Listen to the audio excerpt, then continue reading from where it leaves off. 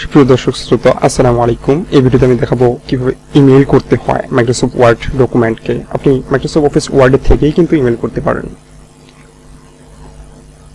তো আমরা চলে যাচ্ছি ডকুমেন্টে। এখান থেকে ফাইলে ক্লিক করছি অ্যান্ড ফাইল থেকে শেয়ারে ক্লিক করার পর এখানে ক্লিক করলে আপনারা দেখতে পাবেন ইমেইল একটা অপশন আছে। ওকে, ইমেইলে ক্লিক করলাম। সেন্ড এজ অ্যাটাচমেন্ট, আমরা সেন্ড এজ অ্যাটাচমেন্টে ক্লিক করলে অ্যাটাচমেন্ট হিসেবে যাবে, পিডিএফে ক্লিক করলে পিডিএফ হিসেবে যাবে, এবং আদার এক্সটার্নাল ফরম্যাটে যদি আমরা ক্লিক করি তো আমরা সেন্ড এজ পিডিএফে ক্লিক করলাম। ব্যাস, এখান থেকে আমাদের যদি আউটলুক অ্যাকাউন্টটা সেট আপ করে থাকে তাহলে টুর জায়গায় আমরা একটা ইমেল দিয়ে দিব।